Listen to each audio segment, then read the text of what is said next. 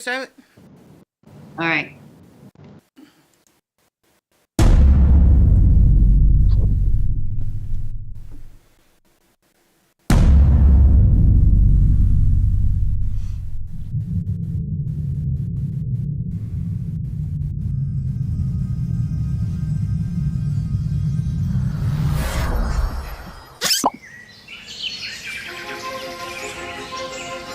Welcome to the bunker.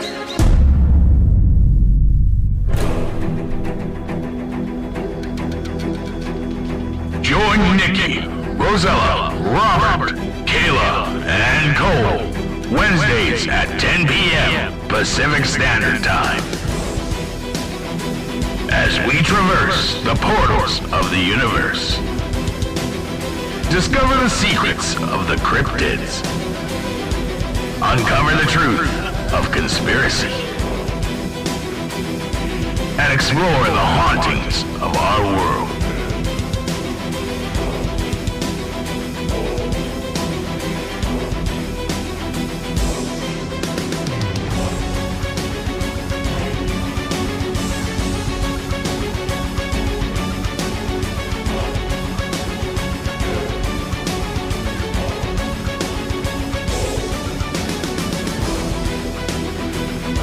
And once again, welcome to the S-4 Paranormal Bunker.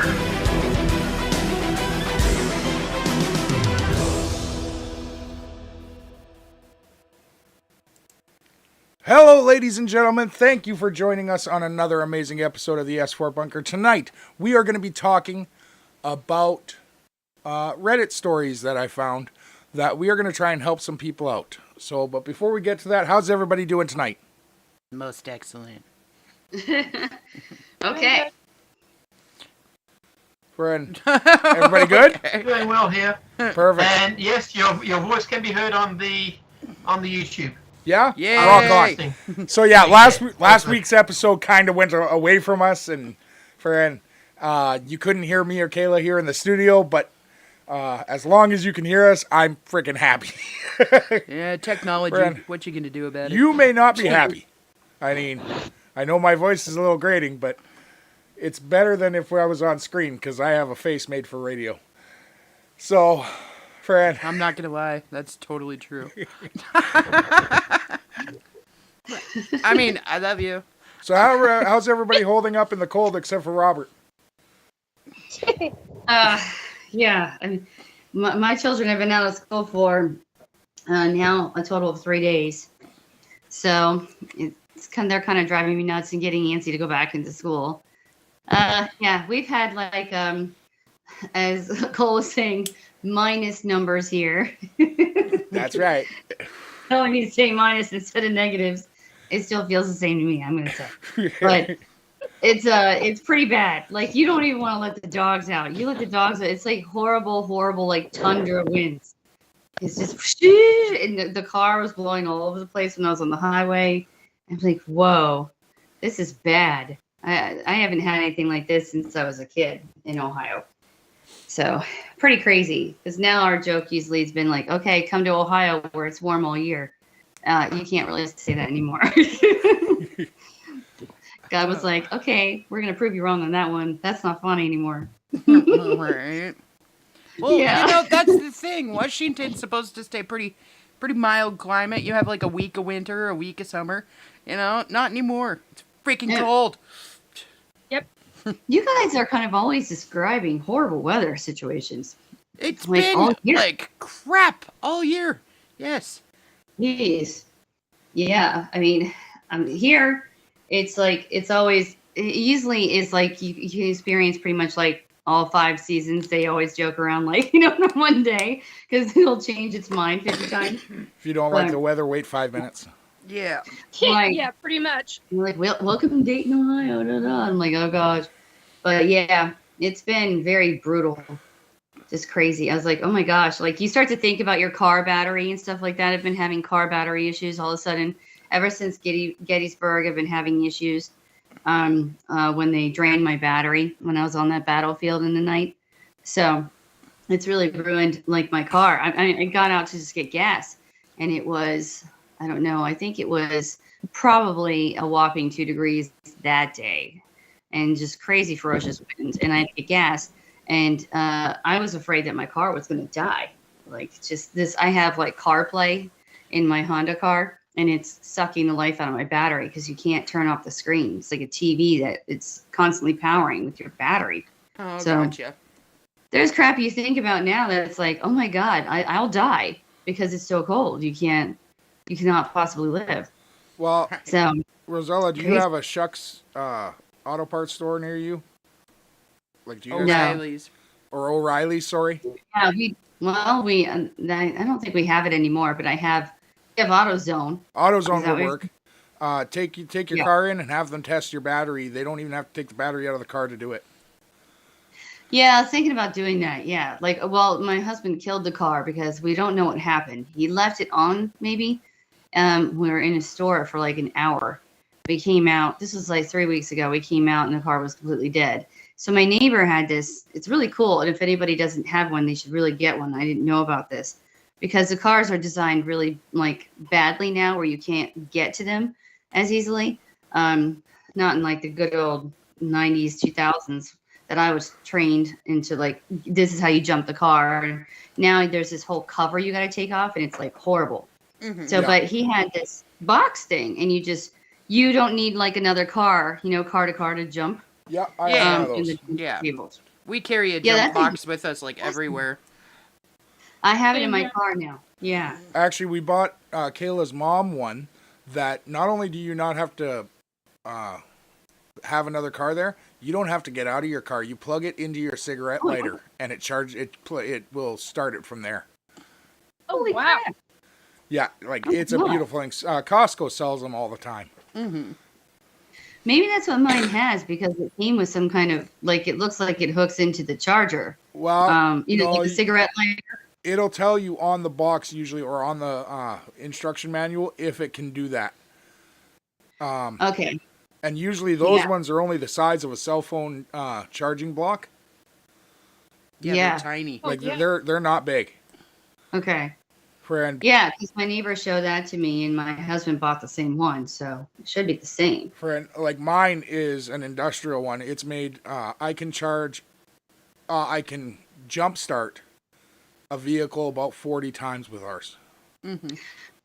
Okay, yeah, So I think that ours my- is supposed to be like that. yeah, my mother-in-law's one that we bought her. It's only made to do it 3 times, and then you have to recharge Oh. it. Okay. Yeah, this thing's awesome. I'm like, I have it in the back, and I'm like, oh, please. But I have to learn how to use it because my husband hasn't taught me how to use it. And the bad thing is that the hoods are so big now. I'm 5'2", but I can't really get into that hooded area. I can't reach it. Yeah, Back in the old days, I mean, you could get into it when I had a Pilot before, but you could still lean over and you could get to it. yeah, Robert. Yeah, that's usually like- one that'll do it. Mm-hmm. Yeah, that's what ours kind of looks like. Yeah, Friend, everybody should have one if they don't. Just saying, safety. No, that thing saved our butt a few times. yeah, ours definitely isn't Right. made for convenience, but it is made for power. Yeah. And I usually go for that over the convenience part because Well, and we used to go to the drive-in theater so often that Oh, we needed that. yeah, yeah. Mine's just that dumb CarPlay. So I'm not sure. And people are like, "Oh, you got to get a new battery," and I'm like, "Here's the deal. It is the CarPlay sucking the life out of the battery. So I can get a new battery, and it won't really make a difference." that's not Um, true. That's not true. Sometimes if you have a bad battery, the alternator isn't enough to actually run the CarPlay because your car is made to run CarPlay even after the car's off. Right. It's made to do that. So Yeah, the battery problem is supposed to have the enough device is juice. charged. Well, we have the devices plugged into the car, and they're sucking the life out of the battery, and the CarPlay was. So that was kind of like the issue in Gettysburg too. That's why my car, like, I had it off for 4 minutes, and like it just killed the car because we had all our devices plugged in. and the car was off for just those 4 minutes. Yeah, but And how many devices? We only had 2. Rosella, 2 car cell phones. I can plug a cell phone into a car all night, and the battery should hold enough juice to actually keep it running all night. Without the car on? Yeah, I think you have a bad battery, friend. But Okay. and it's probably just like your battery's only probably charging to 20%. Makes sense. I mean, And yeah, it's really strange that this is happening. even though batteries have gone up in the last 10 years to like almost triple the cost on some of them, Oh yeah. their functionality has gone way, way down. That is what I heard too, like from somebody else too. And I'm like, yeah, this is really bad. So your best bet is also to talk to AutoZone when you go in there and ask them if they tell you need a new battery.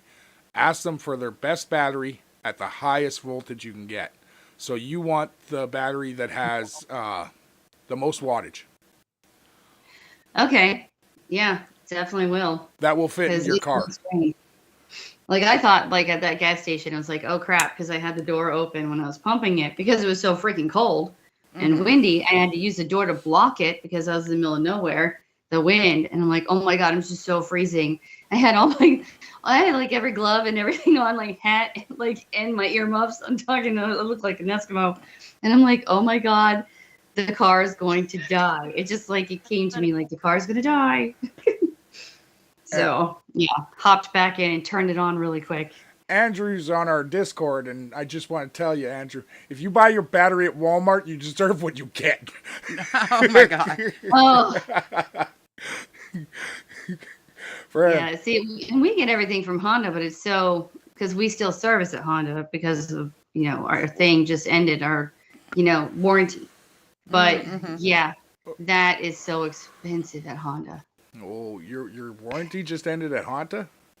At Honda. Pretty much, yeah. Because like we leased the car, and then we saw, we bought the car, so then the car is not. You don't have the warranty package anymore, where they're paying for anything that goes wrong. Yeah. So you can bring the car, but you're paying for it. So That's when all the big things start to go wrong. yeah, of Frickin' hate course. that It's like shit. 4 years. My husband's like, we got to get a new car, and I'm like, I don't want to do all this crap again. And here, I think that other people have better luck than us of whoever we get for some, the bank stuff that we do. Anything we do, refinancing stuff, buying anything, any like big purchase, you're sitting there all day. Like, and these people just don't care because they have nothing, I guess, like else to do. So it's like, I have 2 kids at home. What the hell? Well, no, it's a sales tactic. The longer they keep you there, the more you'll agree to. Well, it's usually the bank. Like it's the bank of the lender. So it's just awful. Yeah, we went through it for 2 cars. My husband, I walked out on the second one, and I was like, you know what? You wanted to do all this. Bye. You don't need me. And the people are like, what the heck? I'm like, yeah, I'm not sitting here wasting my day. I have 2 children to bus around. I'm a soccer mom without a ball. How am I going to get my kid from A to B when I'm sitting here wasting my day with you? I mean, it took 6 hours. 6 hours. And the guy's like, you want a break for lunch? Like, I want to kill you. It's just like, the heck? People just don't get it. And I don't know. And he was just slow as heck asking us questions. And I'm like, okay, after a while, my niceness really fades quick. 3 hours, it's like, okay, I'm gonna like really now kill you. Well, out. Yeah. So I just don't want to go through it again. I'm like, no. Right. So frustrating. Yeah. It's like, how fast can we do this? Now I know why people use this CarMax and stuff like that. Yeah. Because they don't do that. It's just terrible. It's just painstaking. So yeah, we were talking before the show. Is anybody else like in agony with your energy today? Crazy high Not energy. agony, but not able to sleep because of it. Me either. I couldn't sleep before the show because I usually lie down for like 2-3 hours and I'm just wide awake. Just a question. And then I had like a shit ton of spirits while I was in the shower. I'm like, are you kidding me? Are you freaking kidding me? While I'm in the shower, where I had don't have paper, don't have pen. You expect me to remember? I'm not going to remember this shit. Hit me up after I'm out of the shower. Hit me up. I'm like, seriously? And they all did. Every single one of them. And I'm like, oh my God. Mine are always like, no, I'm going to do it right now. I'm here now. I'm not coming back. I'm not waiting. Listen to me. And I'm like, no. Yeah, I put down. That's where you do the writing on the wall. Yeah. I put down my boundary like before I was going to sleep. I'm like, no. And I kept saying, like, no. And I felt like, 20 minutes later, and I'm like, no, I hear that noise. No, I'm not going to look up. I'm not going to, because I just can tell. And I had like crazy calls from clients today, all day. The energy. It was crazy. Like, oh, this person's like, my stalker's back. This is this. And I'm like, what the huh? I'm like, okay, well, let's go over what we did, years ago. You can do this. You can say no. But it's just been crazy. Like I have had good things with people praising me out of nowhere for what I do for them, which is really nice. But then I've had high tensions and people not returning text messages for like things that I need to know for like, my schedule. I'm like, okay, what the hell is this, a ghosting hour? Like, pretty much. Just say yes or no. Like otherwise I'm not showing up. Correct. Yeah, I feel like hormones are gonna kill you today. You guys want to hear a positive thing that I heard today? Please. Yes, please. So there is a new challenge going around with the kids. Mm-hmm. You guys know What, you guys know like the cinnamon challenge and stuff like that. No. No. No. But okay. Okay, so No. you take this is for the cinnamon challenge. You take a spoonful of cinnamon, and you have to eat it. Oh. Okay. That's nothing for folks that live in India or are Indian based or Pakistani. I've got friends who are both, and they're like, we do this all the time. But when that challenge came out, kids in America were dying and ending up in the hospital because it ended up in their lungs because it doesn't absorb water. Oh. Because they aren't doing it right. Well, Gee. it was that was the challenge, They're was to breathing do in. it that way. Oh God, no. No. And there have been other internet challenges that have come out since that have been very horrendous and horrible to kids' bodies. Mm-hmm. But this one is the first good one I've actually ever heard my kids come to me with, and it's called the Rachel Challenge. As in Friends? No, it's to commemorate the one of the first students that was killed at the Columbine High School shooting. Oh, wow. You are to go out. What is it? And do something positive for someone else in that day. Like What's that? Damn. stuff. That's it. That's the challenge. Go out and do something nice for someone. Hell, we need more of that every day. Right? Our internet's Yes, actually taking a good stance on something. This is amazing. That is a huge deal. Really. And actually, the kids' school has adapted it into a full thing. Kimberly's Nice. grades have started a group that they're going to do that every day for the rest of the school year. Good. So, Well, that's good. yeah. And I'm quite happy that the school's taking a little stance on that.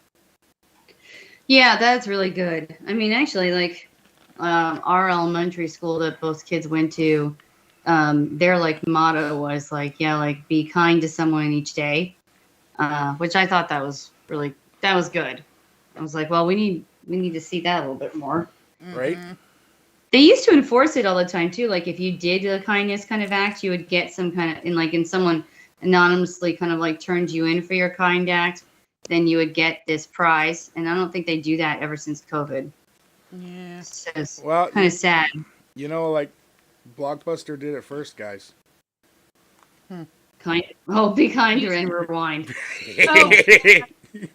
Oh God, I haven't even thought of that in years. Wow. Another. I do, because I think I still have those, like, the tapes when they're, they're weeding them out. You buy them for like $1. Yeah. Yeah. It honestly was one of my biggest pet peeves working at a video store when people didn't rewind the tape. Oh, it drive me nuts. Yeah. I know. I don't know how. Yeah.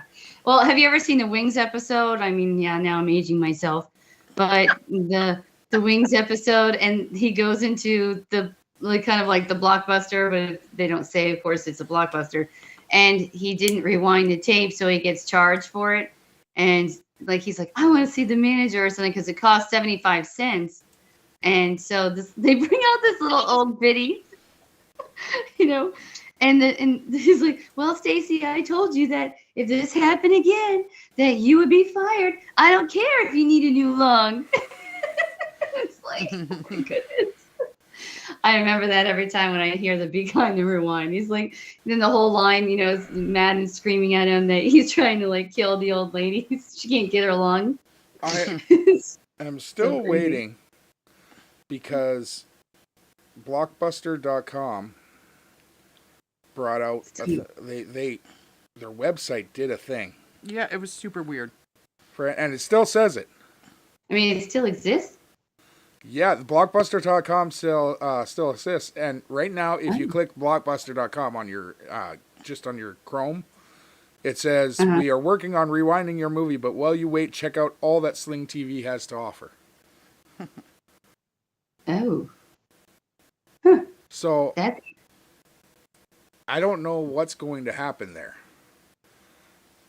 I mean, I guess they just got like paid by Sling to put that up. Maybe. Seems like an ad. Or Sling bought Blockbuster.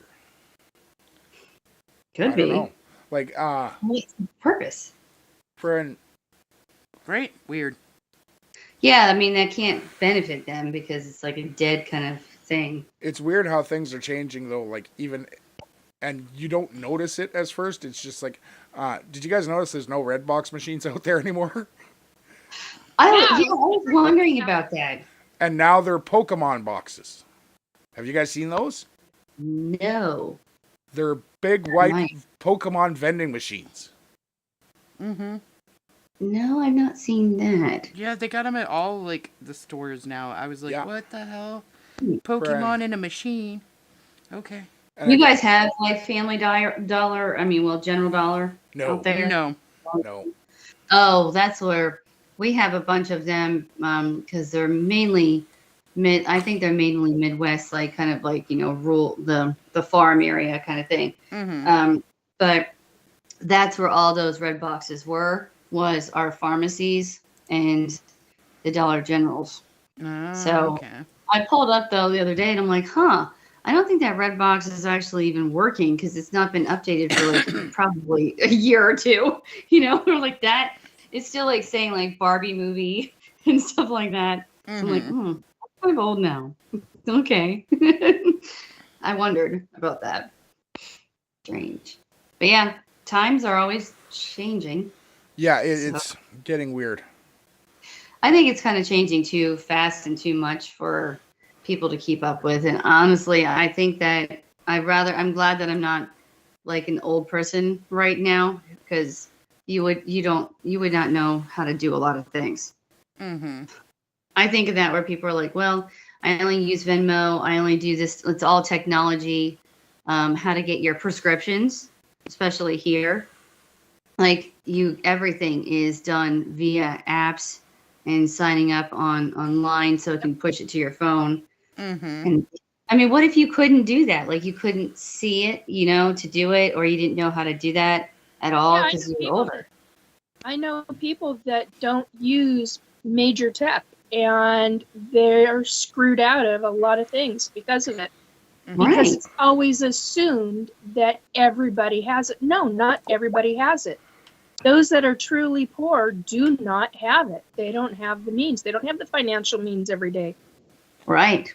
monthly, to be able to do it.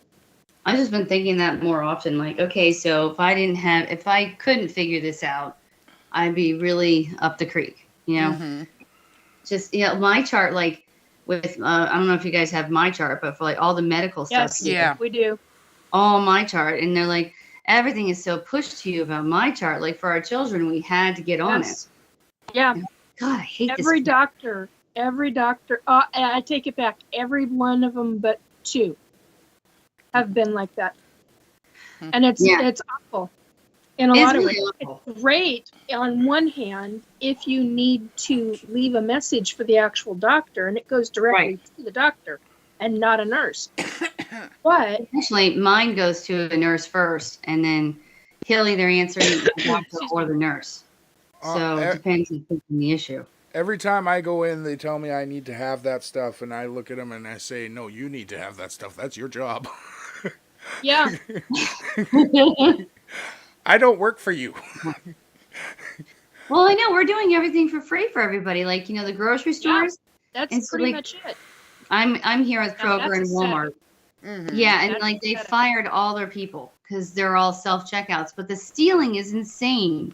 Yeah. So yeah, no, our self-checkouts, Robert, like they're pretty bad. Like we have probably 12 on each side of the store, and there's only one person like running the whole thing, and some, like just this one person is supposed to like really catch like a thief or something. Like people steal through all that, and if they want to plow you over, they're gonna plow you over. If you say, "Hey," They have those here too, and the people in the store can't stop them. They aren't allowed to chase after them. No, they're Well, not. they can follow them out to their car and get the license plate and all that stuff, but they cannot actually physically touch them to bring them back in.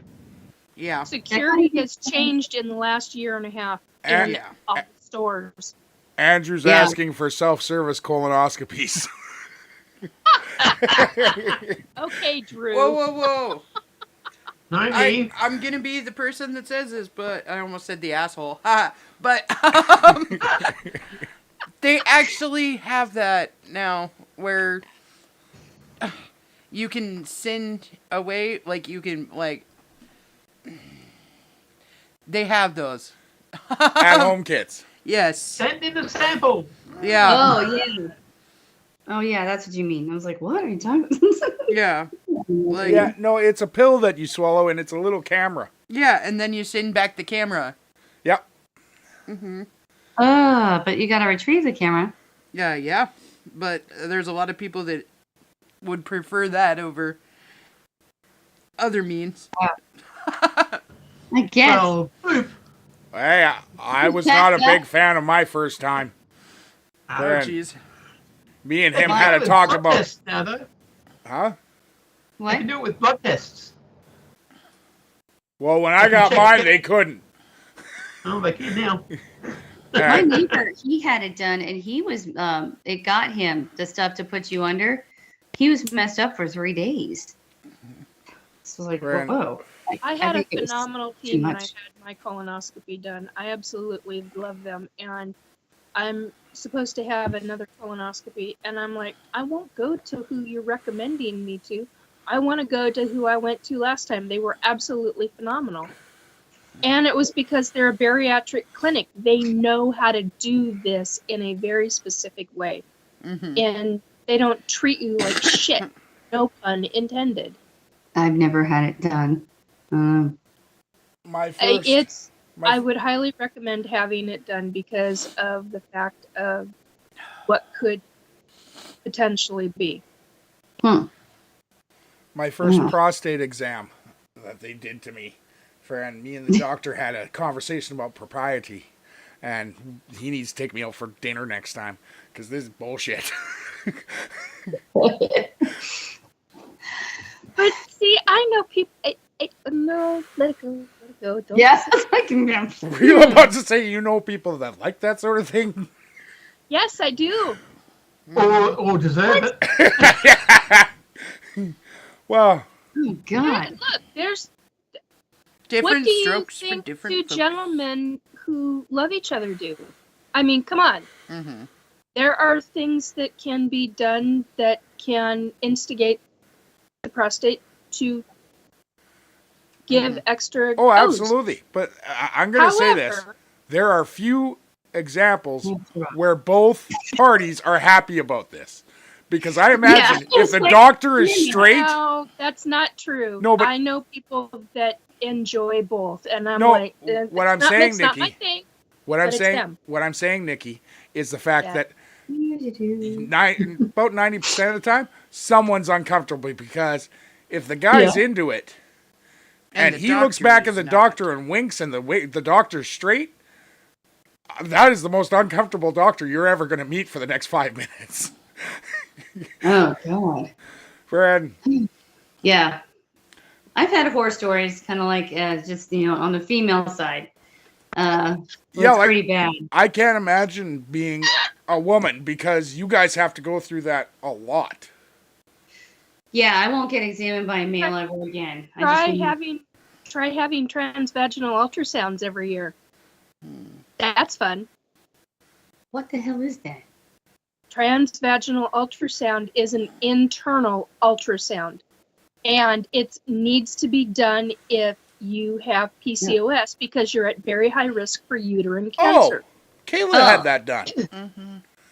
Oh, So it's where they go inside with a rod that has a condom on it, but it also has a device at the tip of it to be able to press against the uterine lining, and you can see even further into the fallopian tubes, the ovaries, everything that's going on with the tissue on the uterine wall. It's very specific and it's very intense, and you do not need to drink water for it by any stretch. They did that for when John was in her.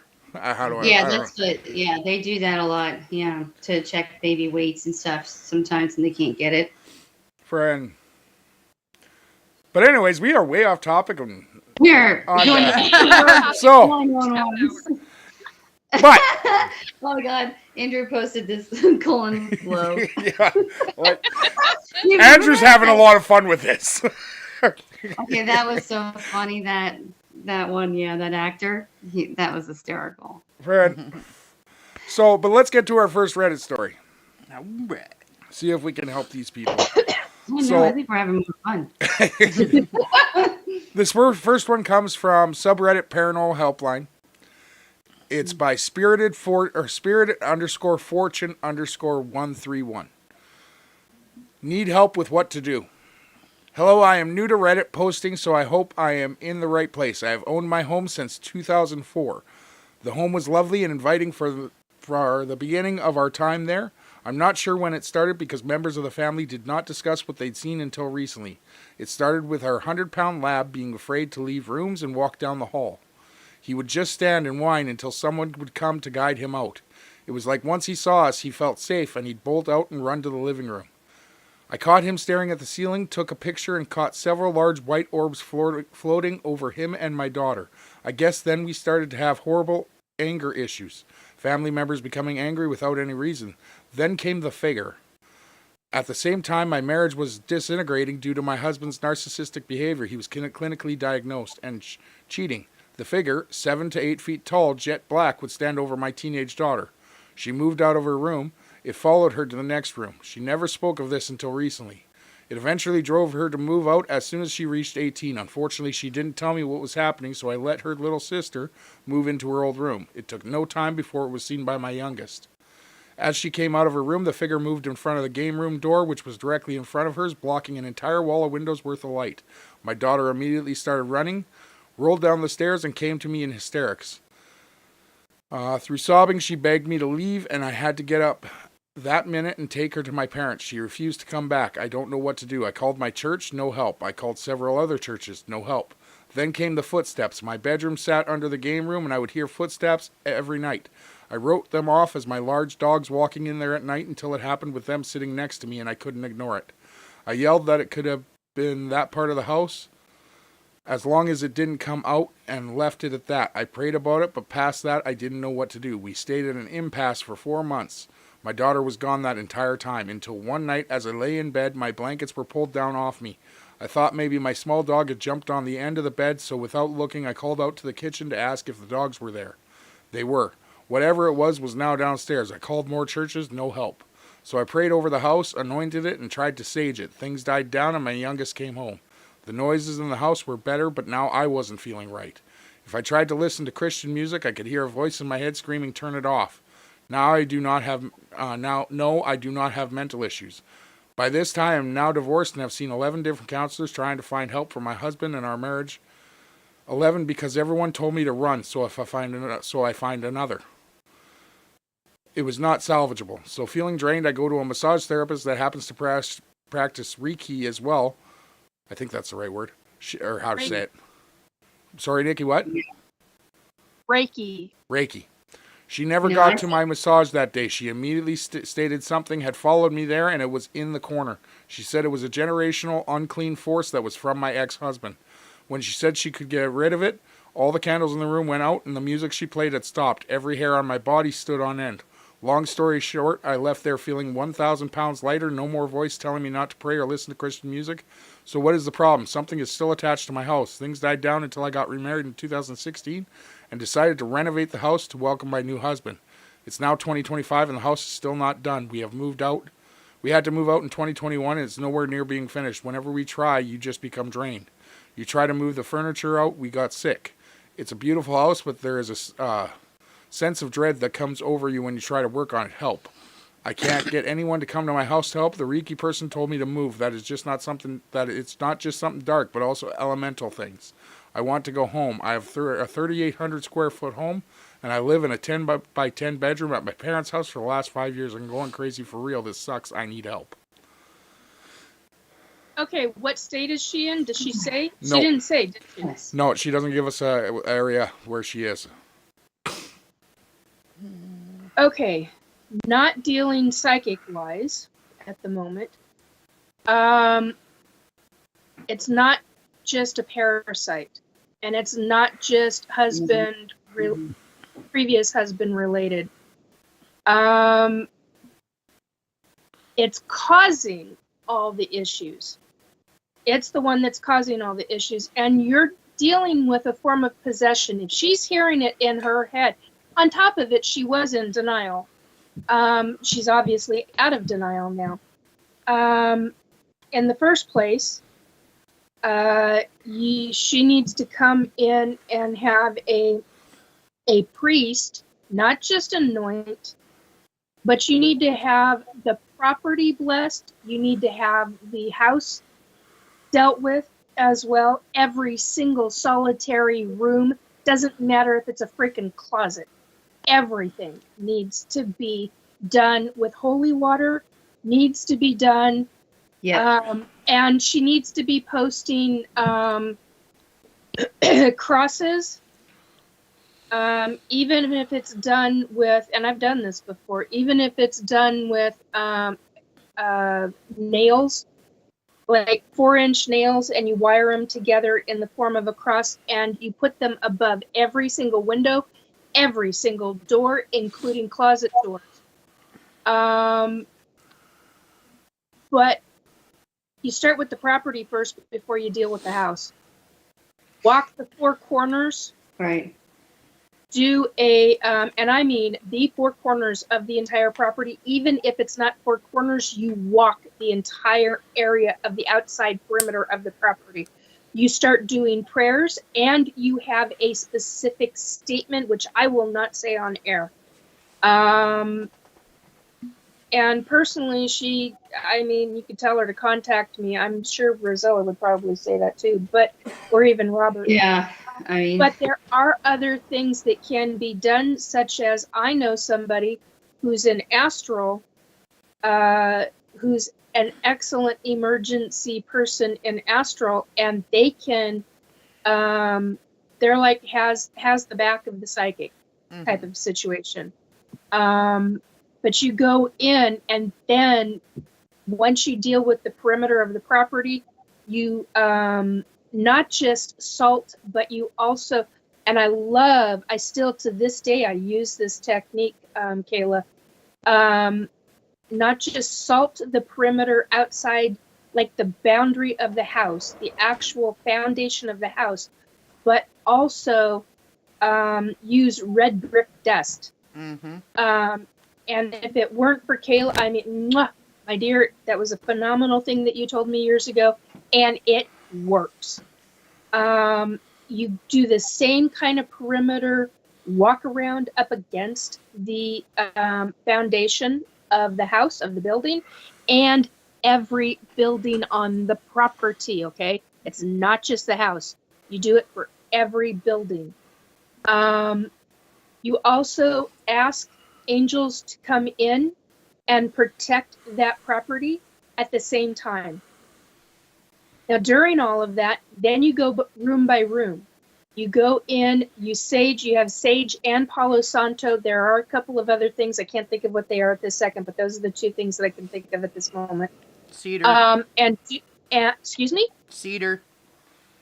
Yes. There's some cedar in there. And yes, and go in and walk the perimeter of every room.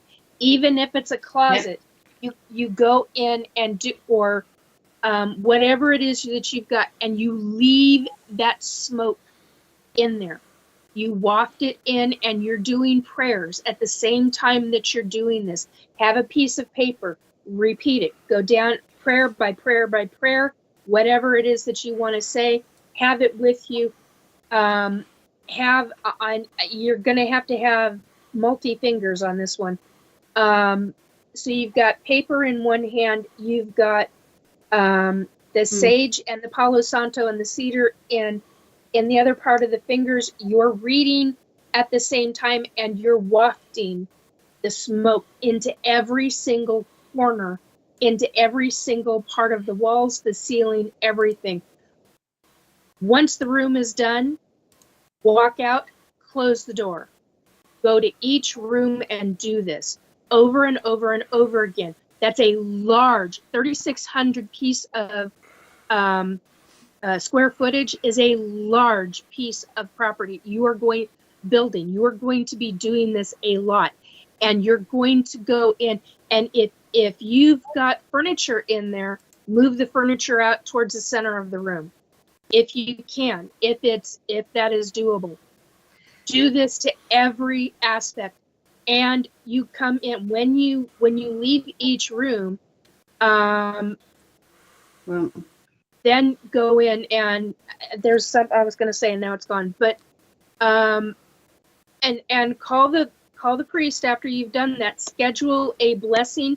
Schedule a time when he comes in and does the holy water. Now, this should work for a number of months. You may have to do this over and over again throughout the year. You will eventually have better sleep. You will eventually not have that kind of shit going on. More peace. There are other things that you can be doing for yourself. Also do it with your vehicles. Yeah. Any vehicle that you have, you must have that done to the vehicle, including having the priest bless the vehicle inside and out. No joke. When you're dealing with something like this, you go on all out. You deal with all of it. Yeah. Sometimes it can take a few hours, but it's worth it. I mean, do you mind if I add 2 cents? Sorry, but I mean, I am Catholic, and I do like the Catholic kind of way, but I've just been, and also I work with Archangel Raphael and Michael daily kind of thing. But what I do, and I love that she actually talked about the car. Because remember when we were talking about Gettysburg earlier a little bit, when my car died in Gettysburg because I was on this battlefield on the wrong side at the moment, basically, and making them very mad. So when I came home, I had to sage and do the whole house. So I did sage, but when I do sage, I just burn white sage actually. So the energy clearing sage only. And this is because of the angels telling me what to do. That's why I do what I do. And I also have holy water from basilicas and shrines. That actually works a lot better, I think, in terms of just going to any church and picking up a holy water or ordering it through the mail. I also do have and I'm going to probably pronounce it wrong, Ephany water. I'm usually sometimes I'll say it wrong, but that is the water that's exercised actually to get rid of demons on January 6th. It's a So wannabe. She's got a wannabe. who? The woman that wrote it. Well, I call them wannabe demons because Yes. they Okay. train to become a full-fledged demon, which They tried takes to, yeah. multiple millennia to become a full-fledged demon. So, and I'm not Catholic, but I am Christian, and I do, the experiences that I've had are mind-bending, and Robert has been there through quite a few of them because he's been a witness to a lot of things that I've experienced, and he's had my back. But my point is you've got to be very careful when you're dealing with wannabes or even a true demon. Very, very careful. And that is why I highly recommend dealing with a Catholic priest, specifically who knows how to do this kind of stuff. Normally, that is not my first route. But since this has been going on so long, Right. and they're out of the house for 5 years. But do your prayer of protection from Archangel Michael. That's what I was going to say, because. And the other thing is she needs to be wearing, when she goes back in, she needs to be wearing a bunch of different gemstones for protection as well. Okay. I'm going to be that person for a second here. And Yeah. I'm going to say, you have gone, according to her post, she has gone through everybody that she knows about. She has gone through religious people. She's gone through all of these other things. Okay? Obviously, there was a period of time where she was definitely, like you said, in denial about this happening. Yes. Like, to the point where it affected her family and everything about her life. Hey, if I have a house and I haven't lived in that damn house for almost 10 years, where I had to be in somebody else's, like, basement or bedroom or whatever the hell it is, because it was so frightening, literally, what makes you want to go back to that place? Why? Like, why do these things? Sell it and move on. Get rid of it and move on with your new husband and create a new future. Like, No, I disagree. If you've got a sanctuary that you've considered a sanctuary, I would fight for the property. It depends on how severe this goes. That she's considered a sanctuary. I would disagree with that because I had a house that I dearly loved. It was my sanctuary, and I had paranormal in and out of that house all the time. I mean, hell, I had family members die in that house.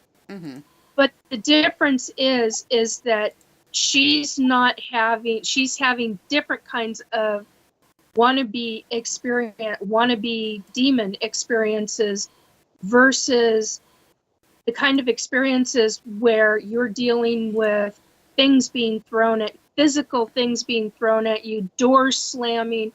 The dog knew. And when you have an animal that is that terrified, you're not dealing with an attachment that is a spirit attachment. You're dealing with the kind of being that wants to be evil. Yeah, it wants to be known. It wants that thing. It's time to take that property back. And it's time to clear that property. Just for me in my own, like, I get being attached to something. Like, I get it. Totally get being attached to something. But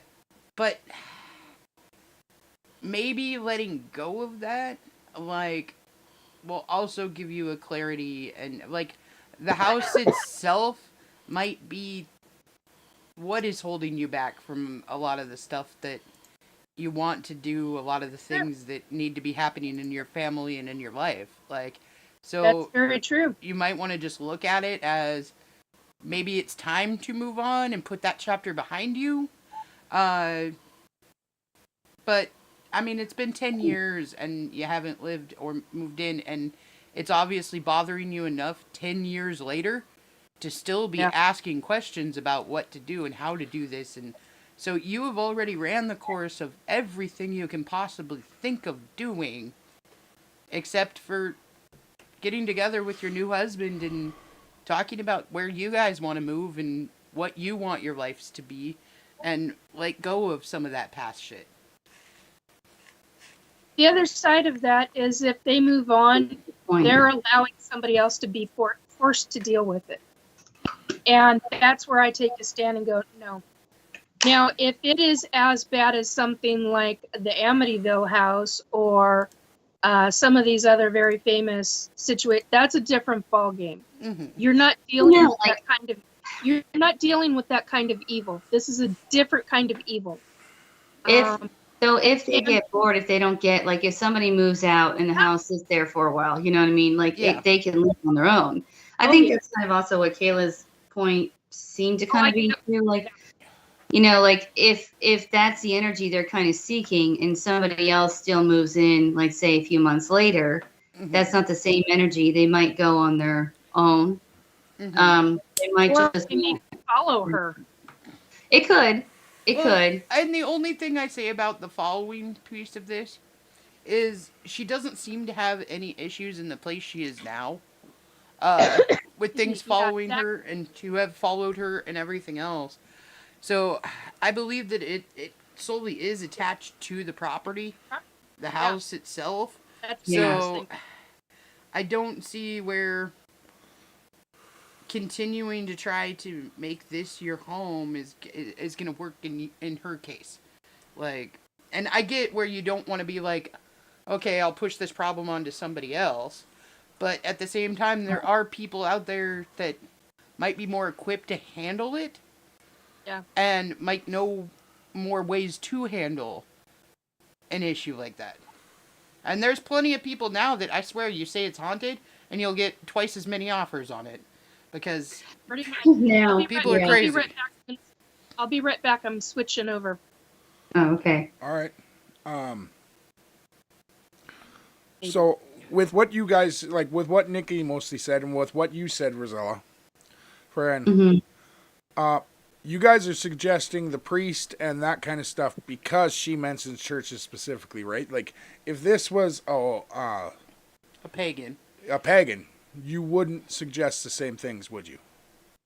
I'm not going to say no. My ritual of what I do is what I am told to do by the angels and God. So okay, I can't work with people then if they have those different beliefs. And I pray they find somebody who can do it for them. But I mean, I can't go against God telling me what to do. No, you know and I mean? I'm honestly asking because, like, yes, S-4 Paranormal Bunker has been here for quite a while, but this is our second show on YouTube, and for anyone new that's listening to us, I want them to be sure of the fact that the advice you're giving, of what reason it is for.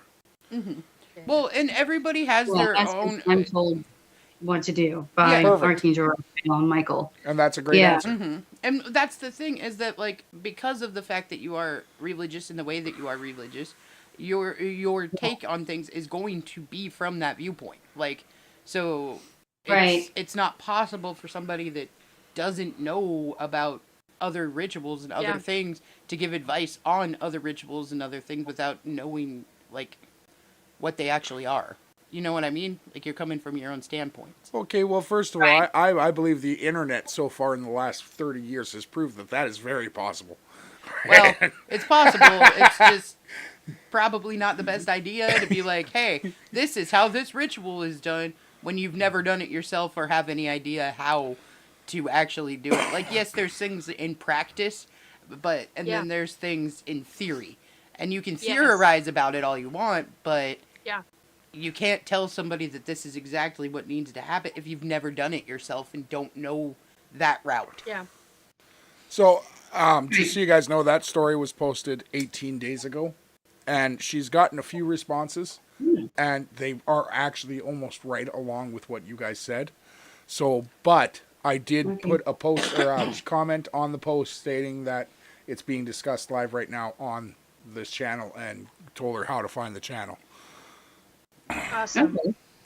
Yeah, I mean, I only know what I'm told to kind of to pretty much do, but I did exercise kind of my car, and did that, and I could feel it leave. I could feel it leave the car, and I can tell you, I mean, you can feel something like that. Yes. They wanted to do harm, as you guys know, like, when I chatted with, especially like, Nikki and Robert, it wanted to do some big time harm. And I wish that I kind of had more protection in the car.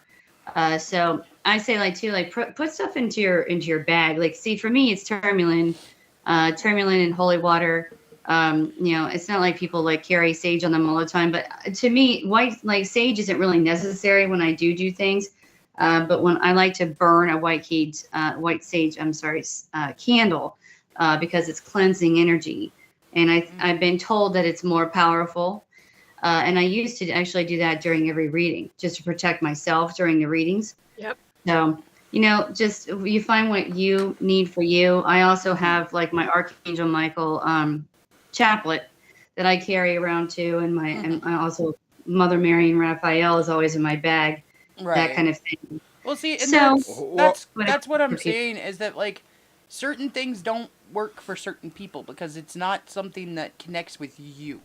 Well, Right. Yeah. hold on. Some things do work for everyone, even if sometimes they don't want to admit it. For example, Rosella, does your car have a name? Okay. Yeah, did I tell you about this before? No. But does your car have a Yeah. name? Okay. How did you pinpointed me like before anybody else? Because you brought up the car. But the Okay. reason I ask is there is Yeah. an old racer's wives' tale that states if you name your car, if you give your car a soul, Yeah. I've Then- heard this before. then your I grew car up with this. your car will take care of you. Yep. Well, it's interesting because my car did not take care of me at that time. But Did not. Did you talk to My it? other one did. Yeah. That's the thing. You got to talk to your car too. Like every time I our do. car starts acting up, me and her have a conversation. Friend. Yep. I was very attached to my other car, which was named Ella. And I had that for like 12 years and took it all around the country, book touring all around. That thing was put through a lot, and it saved my life a lot of times. And I trusted that car. I got this new car about 4 years ago, probably like 3-4 years ago. It's not that old. And it's named Robin. And we have had some arguments. So That's putting it I'm mildly. going to say I felt it that. has tried to kill me a few times. I mean, I kept telling you, my husband had put on, like, we got the car. And he's like, oh, the tires are fine, because it was too cheap to buy new tires. But it nearly killed me when I was in a snowstorm. I mean, I was going to die. Oh, that's a big And deal. I screamed out. I was going down this little hill that was like 11 miles. I went 11 miles an hour because I'm like, oh my God, I'm going to slip. And there's another car behind me. So I didn't want to go crazy fast. And all this, I felt it going. And I'm like, I'm going to go into this ditch. I was in the country in the middle of nowhere, and no crap, this really happened. I screamed up Archangel Michael, Archangel Raphael, and to my uncle and God to save me. And the car literally got pushed from the back of the back tire it was actually the back tire. And then I felt it get pushed from the other side, on the right side, into this parking lot that was a Dollar General that appeared out of nowhere, and it was closed. I'm like, oh my God, literally, I was shaking for a long time. But they said, you can do this. You can drive home. Just do this speed limit. Go slow. You'll be fine. And it's only going to be 33 minutes until you get home. And my numbers are 3, 3, 3 all the time. Everything's 3. So I was like, all right. And I listened, shaking the whole time, praying. But, you got to, the car, I've heard those stories about cars. I've heard crazy stories about cars. But this car and I don't know. We have some fights. My husband's like, I want a new car. I'm like, maybe I should not fight this one and just like get a new car. Yeah. It's very disagreeable lately too. So yeah. It is interesting. Now, I've heard this, like, have you guys ever heard this ghost story of, it was on, like, Jim Harold's show, very popular, that this guy, it was in Desert Storm, and he had this Jeep, and nobody could turn it on but him. It would only turn on for this I guy. have heard of this. It's a very famous story, and I might have said it before, but yeah, like basically the guy like was stationed there for 2-3 years. He went back to America, and they were calling him saying, "How do you turn this on? Like we can't turn the car on." And so he got like pretty much like a new mission kind of thing, went back over there, but was in a different like section. And they called him and said, "We can't get this thing to turn on. We heard you're here. Come turn it on." And he walked right over, turned the key, turned on. They turned it off. 5 minutes later, like, you know, like when he left, they tried to turn it back on, wouldn't go. So like, that's very interesting. I'm like, okay, if only my car would do this for me. It would love me this month. It really does not. Well, but you're projecting. You're projecting your old car, so it's hurting its feelings. I feel like I might. I'm glad you brought that up. Because I'm like, oh, my baby, my other baby. I mean, I cried like a death. I crazy cried. I had the car sit in the, like, you know, pretty much the side garage. Like, oh, my husband's like, let's get rid of the car. It can't even turn on. Like, the tires are flat. And I'm like, I can't. It's my baby. And I would just cry like it was a human. I'm like, oh, God, I am so messed up. I'm one of those people I would make fun of. And I'm just crying up a storm. My mom and I cried over the loss of our van. When the van that I've talked about, where we were abducted in the van, ET abducted in the van. Oh, Oh wow. yeah, when we lost that van, and I can't remember why we. Well, we have very nasty stories regarding Pintos. Two white Pintos that we were literally hit in a snowbank and spun out because of two drunk drivers. Oh. Two very different Pintos, and Mom was like, "That's it, I'm done. We're never getting another Pinto." And after that, we had the van, and she nicknamed, and I'm never saying out loud what the name of that van was called. But we were like, "Come on, baby, you can get over the mountains. We can do this." And we had that van for a number of years. And then we went from that van to, I can't even remember exactly. I think it was station wagon or something. I don't remember after that. And then another van, a very large, extended 15-person van, because my mom started doing the PI dealership, which is a formerly newspaper in Seattle, Washington. And she used to have a dealership. And so we went from vehicle to vehicle, and each vehicle was named. Had to have a name. And it was like, "Come on, baby, we can do this. We can do," going up over the mountains or going up really large hills in Seattle. So it's funny, my car is named Robin, and it's because it's the same color that my mother, she had a car that was, remember Cougars, Mercury Cougars? Yeah. Yep. Awesome cars. Those things lasted for a long time. I think that was like 14 to 16 years old, and it crapped out on her, and we cried. But its name was, it was the same color as my car, and my mom called it Robin, spelled with the Y, because we had to be more difficult.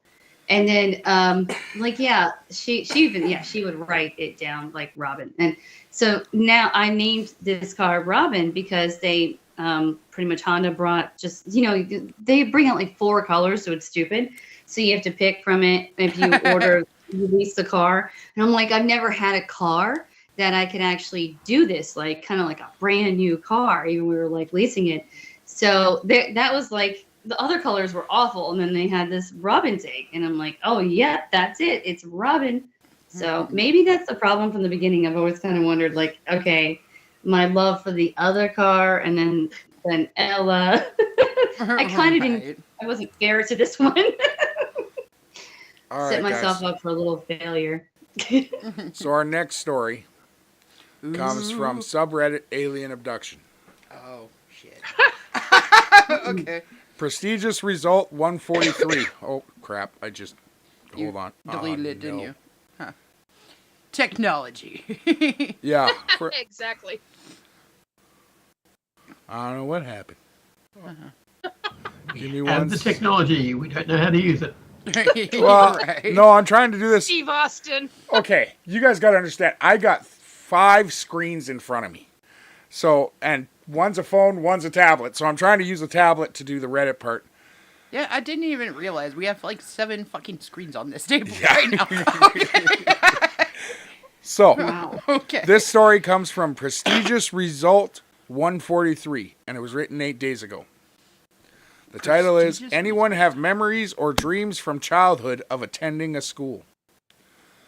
Now, he says, not the usual dreams of being naked at school and whatnot or missing class. I'm talking about true abductees or experiencees who, in childhood, attended a school where they were made to do strange things. Psychic experiences or encounters with entities would be a staple of this encounter. The memory can be a dream that you perceive to be more than just that, or a memory with a dream-like quality. Anyone who has had this experience, please share. Read accounts recently that exposed me to this type of experience, even if you just happen to be tired every morning, as if you were up all night as a kid, and then that works as a starting point. Search your recollections and share. Edit. Sorry, I may not have been helpful in saying what I want. I want experiences that happen in the physical, but due to the entities involved in the memory was covered up or purported as a dream. So experiences of attending a school as a child where they tested one's psychic abilities among other various things that are unusual. Okay, that's called the GATE program. GATE, capitalized. Every one of them, and each letter stands for something specific. It's something that I only just came across recently. I didn't even know that that's what it was called. And kids are taken out of class and they are actually psychically tested. And this starts happening. It can start happening when the child is in elementary school, and it can go all the way through high school. My friend was in it. Yeah. I don't That's know. the government. Just an FYI, folks, that's the government. They are specifically testing for psychic abilities.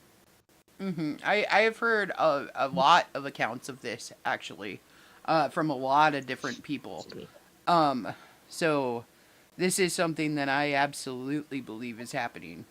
And I know way too many people who have the same experience here. Mm-hmm. Hmm. Sorry, I don't have folks. much to say. Mm. So maybe... Okay. Regarding the dreams, ETs do that. They make your experiences appear like dreams because they affect the brain in a very specific way. Mm-hmm. They control your brain.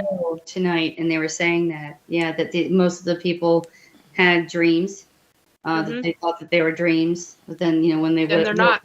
They described kind of just what that girl did. So, but I don't know anything about this subject, so I'm just saying, like, it's on that show that I was talking about last week.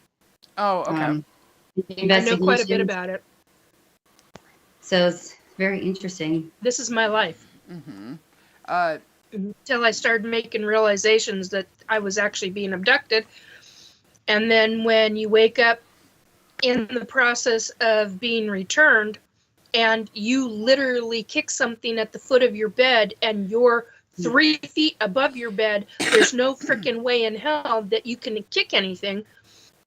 You're butt ass naked, you're freezing, you're shivering because that's what woke you up. And you talk about having a real reality experience where you, instantly know that, because when you kick that thing at the foot of your bed, your toes curl over the top of its shoulder and grab on and hold. Mm-hmm. I was on a death grip with this thing's shoulder, and he essentially, I was going to say dropped me, and because there were 3 of them, the other ones that had me were slowly taking me down. I kicked so fucking hard. He had, pardon me, first F-bomb tonight. I apologize, folks. I kicked him so hard that he was going to have a bruise. Mm-hmm. And when I got up out of bed, because I instantly, the second they uncontrolled my eyes, because they will control your eyes. And the second I was allowed to see, I got up out of bed so fast, and I was like, I grabbed a knife and I went, "Who are you, MF?" And and then I grabbed my phone and I started taking pictures of the room because I was like, there's no way in hell. Mm-hmm. And that's what truly woke me up to, this is real. This is a real experience. And what I realized was that the memories that I had were not dreams. And that was my experience. So these are not dreams. They make them seem like dreams, and they're real experiences. Mm-hmm. And it's a hell of a thing to make that realization. But that's truly what woke me up out of it, was because I was shaking so badly, and I'm like, why am I so cold? I'm supposed to. And I was trying to go through all the logical sequential order of events of, why am I cold? I don't understand. I mean, my arms, I could feel the goosebumps on my arms. Mm-hmm. I could feel the hair raising. I could feel, and then what really hit me was my fan. I had a great big Vornado fan, and anybody that knows a Vornado fan knows that those things pump out air like they're going out of style. About $60 for the large ones, and I had a $60 one. And it was aimed up because I was circulating the air around the windows, around my bedroom window. And I came over that, and I felt the air flow over that, and I got even colder. Mm-hmm. And my teeth were starting to chatter. Literally, I was so cold that I was chattering. Well, it was wintertime. Hello. They just brought me out from 28-degree weather, 22, 28, somewhere around there. And I've got it all documented, what day it was, everything. Because I was like, what the hell just happened to me? Mm-hmm. And when I grabbed the knife, I was like, who the hell is in my room? I'm like, you touch me again, I'm going to kill you. Right. And because I didn't know what I had experienced. And when I realized what I had experienced, I went, mother effer. And that was when I grabbed my phone and I started taking pictures of everything, because I was like, I don't believe, I had to see everything. And by that point, I realized that when I was standing upright and I recognized that I had ETs in the room and that I couldn't feel them at that given moment in time, what I now understand is they had phase shifted. Oh, okay. And and a phase shift is where their frequency, an extraterrestrial, not all of them can do this, folks, not all the races or species of ET can do this, very specific ones. And these are the 7-foot tall grays. I call them the tall whites because I don't know what else to call them. Everybody else, they're like, oh no, those are grays. I'm like, yeah, I know they're grays, but their skin is so white that's what I call them, because they're 7 feet tall. Mm-hmm. Well, that means that for him, when he was bending down, I was more than 3 feet above my bed, but I've got it stuck in my memory that I'm 3 feet above. So when I went over the fan, that was my first instinct that, oh my God, I'm over my fan.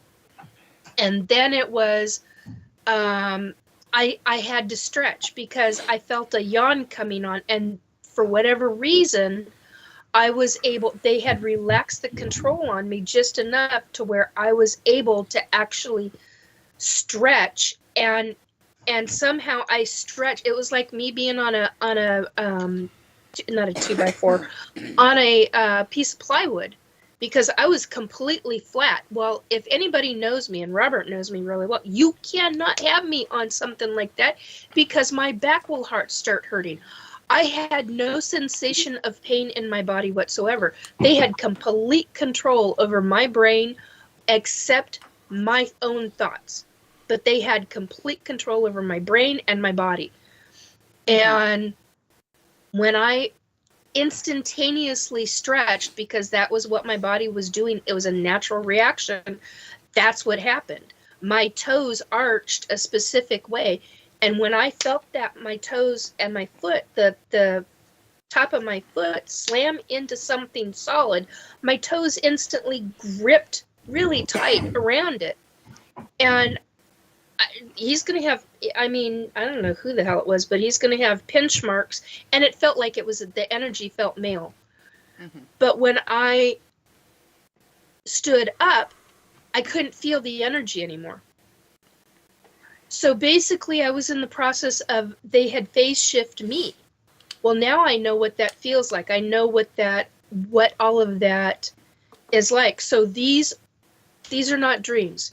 That is what actually brought me to true consciousness as to what is taking place in my life and what has taken place. Mm-hmm. They're not dreams.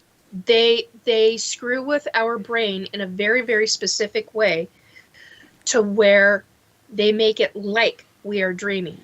Well, to make you think that it's a dream versus a reality. But, okay, from what you guys know of this so gate it doesn't program, scare you. Mm-hmm. Did you learn anything useful? Like, or the people that have done it, do you know if they learned anything useful? Yeah, some of them went into the government.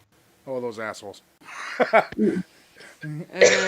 Some of them, look, if you're recruited, you're screwed. Especially when you're in elementary or junior high or even high school. I mean, they'll recruit right out of the schools. Mm-hmm. You can be gone. They'll instigate the parents as to, oh, this is a new program, and this is no. Yeah. And then they got your signature. See, this is what I found out with the MyLabs. Because I was in a group, somebody had mentioned about the fact, and I'm doing a major no-no, but somebody had mentioned about, oh yeah, I had to sign a contract. You did what? Mm-hmm. I lost my ever-loving shit. I was like, where's my contract? What part of the government has that fucking has that contract? I want my contract back. I want that. So you, even if you're under 18, your parents will sign off on it, but also so will you. Mm-hmm. Doesn't matter what age you are. And I don't understand that at all. I don't understand how that's legal, but this is what I've heard. And I'm not talking about I've heard this in group. That's no. This is something I know this from other people. So, and that's the only reason why I'm talking about it. But contracts, yeah. I mean, they'll get you when it's a headhunt. They're basically headhunting children. Mm-hmm. Well, it's just like signing up for any of the branches of military. Like, same thing where they come in and they talk and they tell you go in and train. How amazing this is and this opportunity will come from this. And once you sign the paper, you've signed the paper. Like. Yep. Exactly. I mean, you're there for however long they want you there. Mm-hmm. And you're getting training. So. Yeah. And they also will that's also how they keep track of you. Yeah. Now, I have memories. It wasn't until, there's a young woman that I know that is a falconry person. I don't remember how old she is. I think she might be 22 or something like that. And if it wasn't for her, because I posted this on my Facebook page, within, the friends and family type of situation, not public, not for public. Yeah. And she commented on it. And she goes, I remember something to the effect of, I remember the cards. All of a sudden, I started having flashbacks. Mm-hmm. I started having flashbacks of when I was in elementary and junior high. And I went, holy sh. Yeah. It wasn't called that, though. It wasn't called the GATE program. I don't remember what it was called, but it wasn't called that. Mm-hmm. And if I get into those memories, you don't want me getting into those memories. Yeah. Yeah, not good. No. And I've got a photographic memory, so if I get into those memories, I will tell you exactly what was in that room. I will tell you what was said. I will tell you what was done.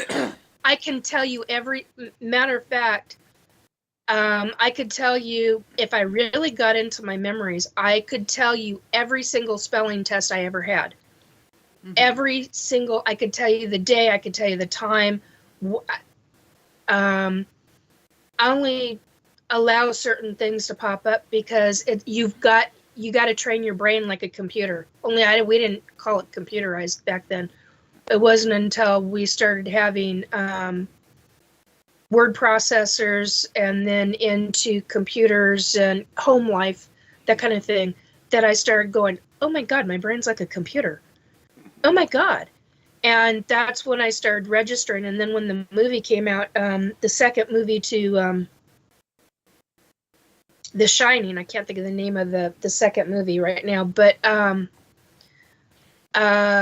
where they showed the image on the wall, and Dr. it was Sleep. Dr. Sleep. Dr. Sleep. Yeah, thank you. Yeah. And you see file cabinets on a wall. That's like my brain, only I've got, it's also like an X-File episode where Scully and Mulder are in a warehouse and their file cabinets row after row after row. That's also like my brain, because my brain is like file cabinets, and you've got to know how to operate those file cabinets because they're all on a specific lockdown system.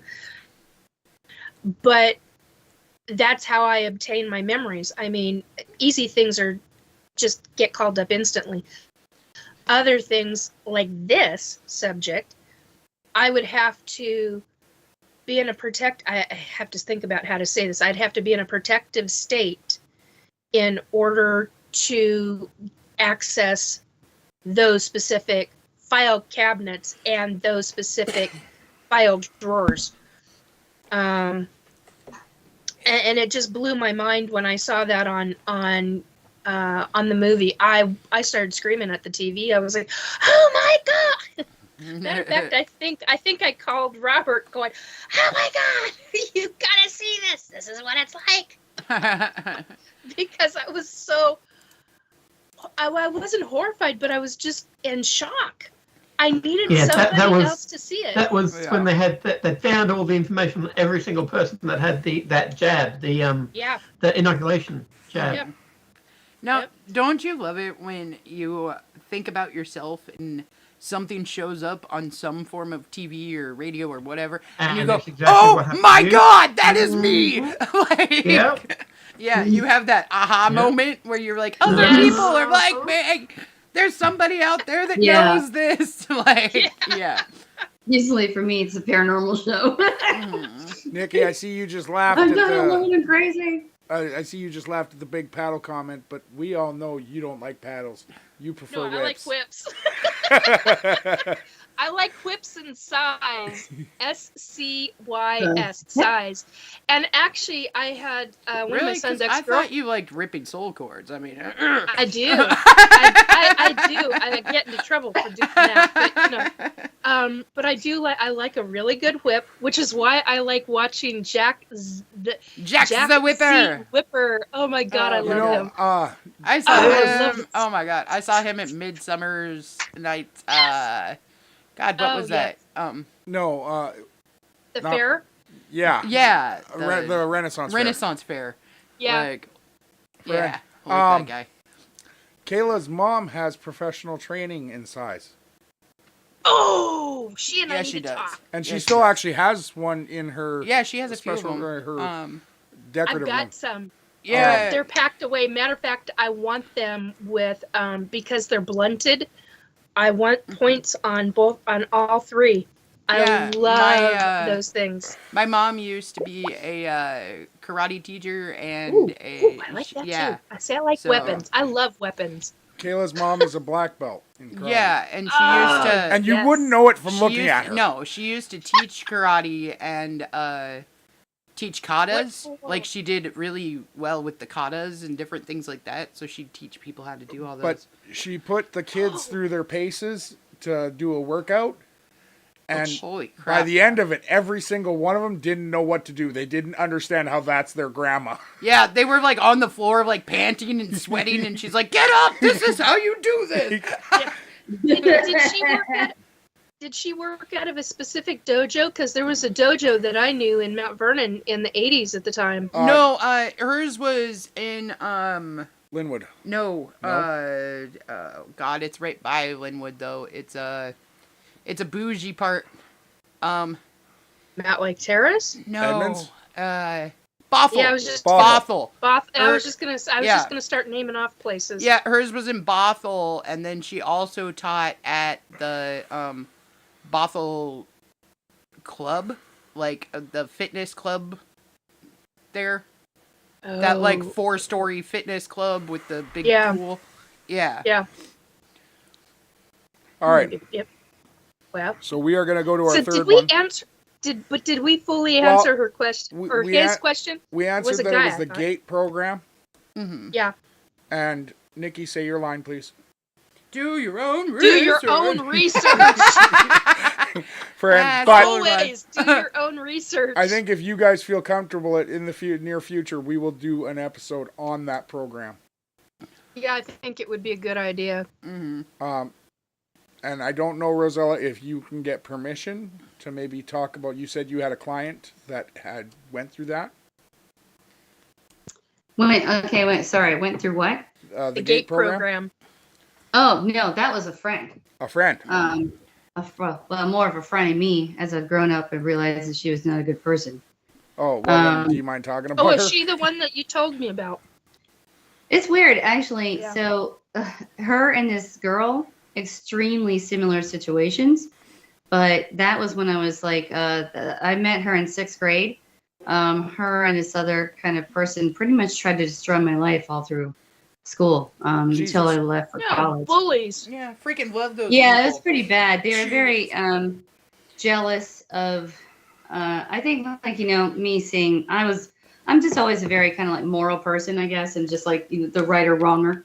And I would tell people, when they were doing wrong things.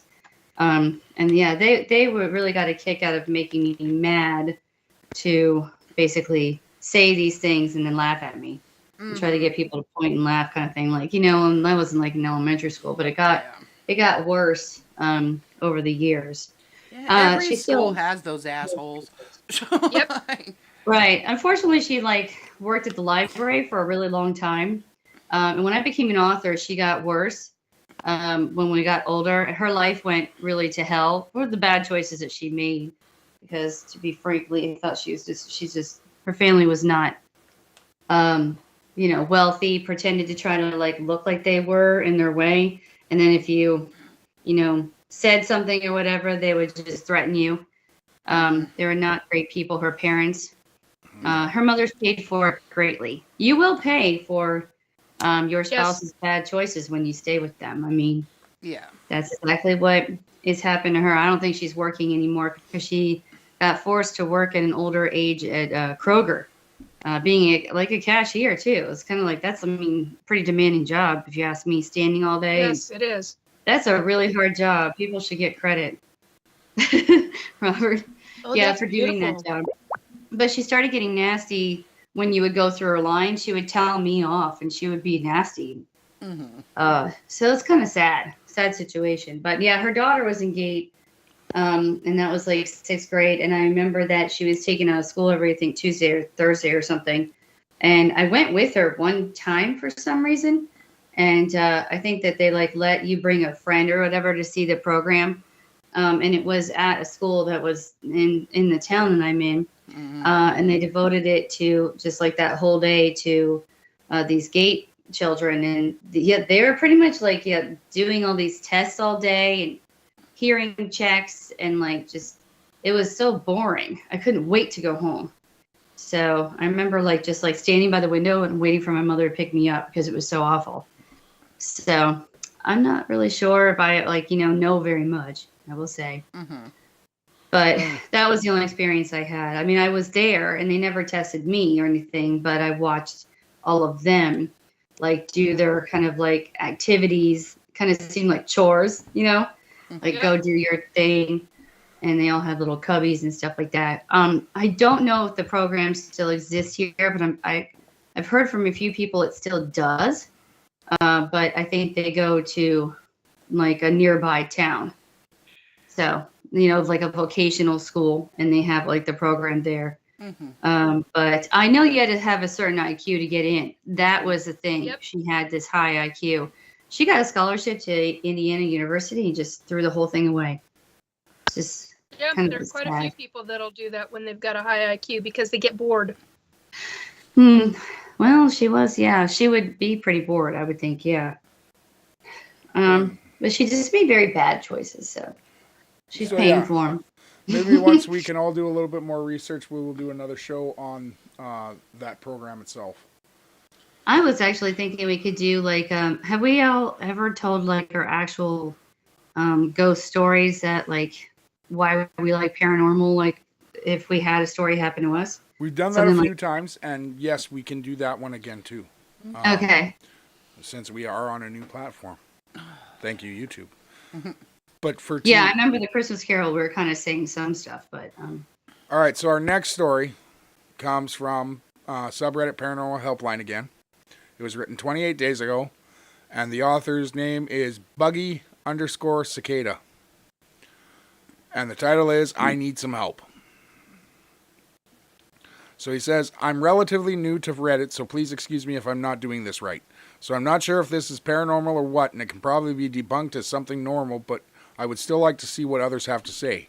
I moved to a new house with my family about 3 years ago. Behind the house is a shed and some forest. The first year everything seemed normal and I hadn't noticed anything weird. But over the past 2 years, things have seemed a bit strange. It started with just going outside and hearing what sounded like footsteps, but recently it's been getting weirder. One day me and my brother were outside. It was summer. We were out there till dark. I was on my swing, just chilling, and we were talking. Out of nowhere, we both get this nauseous, sick feeling in our stomachs and instinctively look at the same area in the forest. It was dark, so we didn't see anything, but we could feel the presence of something. We ran in so quickly as our lives depended on it. About a month ago, I was outside with my little brother just messing around, and after a bit, we went in the shed. The atmosphere was fine. It felt good, actually. I was comfortable being there because I was having a good time. Suddenly, we hear something metal drop behind the shed. The shed has a little back room type thing that used to be a chicken coop. That's where we heard it. We both got scared and quickly run inside, but immediately go back out this time with my pocket knife. We go in the shed behind it and on the edge of a forest. We can't see anything, not even what fell. We think of nothing of it and go back in the shed, but this time we hear a laugh, a fucking chuckle, excuse my language. Well, his language. We dart inside, go back out there, and nothing. No one is out there. We decide to stay inside the rest of the day. Ever since then, we haven't went in the shed. Now to present day. I was outside alone. I was sitting in my hammock.